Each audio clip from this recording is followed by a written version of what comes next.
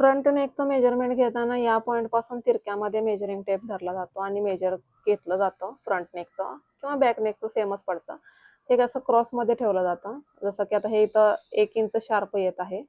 तर 1 इंच येत आहे याचा अर्थ थोडंसं मेजरमेंट कमी घ्यायचं जेणेकरून गळ्यामध्ये गळा फाकू शकतो, गळा मोठा होऊ शकतो, थोडासा लेंथला पण वाढू शकतो.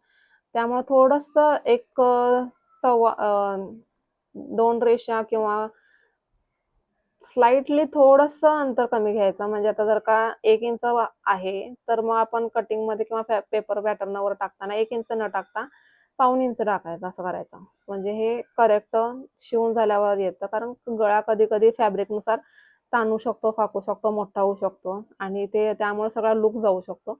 तर ही रिस्क कमी करण्यासाठी आम्ही आमच्या पद्धतीमध्ये थोडासा स्लाइटली वर ठेवतो, जेणेकरून स्टिच झाल्यानंतर ते परफेक्ट लूक येतो.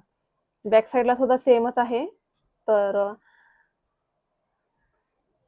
सेमच टेक्निक राहणार आहे. आता इथून ते इथपर्यंत असं क्रॉसमध्येच मेजरमेंट घेतलं जातं आणि त्यानंतरच पेपर पॅटर्न कटिंग करूनच फॅब्रिकवर कटिंग केलं जातं.